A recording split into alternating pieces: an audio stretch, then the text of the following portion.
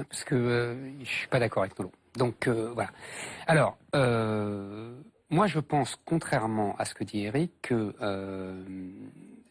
il donne pas raison à tout le monde. On peut croire que effectivement un coup la manif pour tous, un coup, mais finalement il y a une ligne, peut-être malgré lui.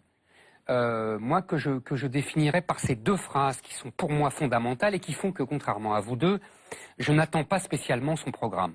Pour moi, c'est plié, Macron. Je sais exactement qui il est, d'où il parle, comme on disait dans notre jeunesse, comme disaient les marxistes dans notre jeunesse. Je sais d'où il parle. Et ces deux phrases, elles sont: un, il n'y a pas de culture française et elle est diverse. Et deux, la colonisation est un crime contre l'humanité. Mais vous, il vous parle. Il a dit dans le l'Obs qu'il vous parlait. Oui, non, il a dit qu'il acceptait de me parler, ce qui est trop d'honneur. Mais est-ce que c'est le cas? On s'est croisés dans des restaurants parisiens 30 secondes. Donc moi, je suis civil. Je parle même à Nolo, c'est dire que je peux parler à Macron. Mais bon, donc pour l'instant, ça n'est pas allé plus loin. Mais je serai toujours prêt à parler avec lui. Je lui dirai, d'ailleurs, ce que je vais vous dire là. C'est que en disant ici, d'ailleurs. Et en disant il n'y a pas de culture française, on sait très bien dans quel camp il est.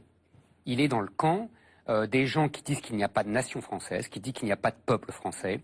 Tous les déconstructeurs depuis 40 ans, tous ces universitaires, sociologues, historiens qui nous expliquent encore une fois récemment avec l'histoire mondiale de la France que tout n'est qu'influence, que tout n'est que métissage, alors que c'est tout l'inverse. Évidemment qu'il y a eu des influences partout, mais que justement tout le travail de la France, de son État, de ses académies, de ses rois, de ses empereurs, ça a été d'inventer un génie français, la langue, la raison. Vous voyez, bon.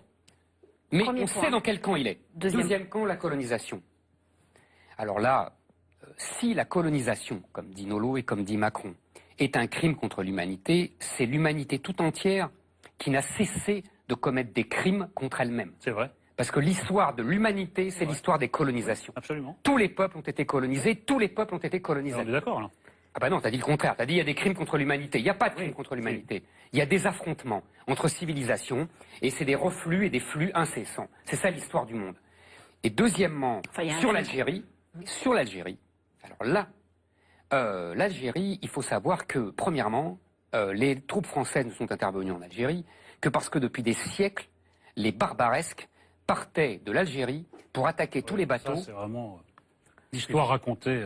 À qui? À ma mère, peut-être. L'histoire pour les nuls, oui. Ah bah non, c'est pas pour les nuls, non? Ah oui. Ah bah c'est pas pour les nuls. Mais c'est comme Fillon qui dit: nous nous excusons pas d'avoir apporté la civilisation aux autres. Mais oui. C'est une nous avons apporté la civilisation. C'est une partie de la chose, mais enfin. Oui, monsieur Nolo. C'était pas uniquement ce but. Et toi qui es un lecteur de Victor Hugo, tu devrais le savoir, parce que c'est exactement ce que pensait Victor Hugo. Donc Victor Hugo était complice d'un crime contre l'humanité, ça l'intéresserait sûrement. Parce qu'on a changé un peu la définition. Le temps presse. Donc c'est pour dire que l'Algérie, la France ne l'a pas colonisée, elle l'a faite. Elle l'a fondée. Elle n'existait pas avant. Cette terre n'était qu'une terre colonisée par tout le monde. Colonisée par les Romains, colonisée par les Arabes, colonisée par les Turcs. Et c'était rien. C'était un désert. La France a fait l'Algérie. Elle a même donné son nom. Ça n'existait pas l'Algérie.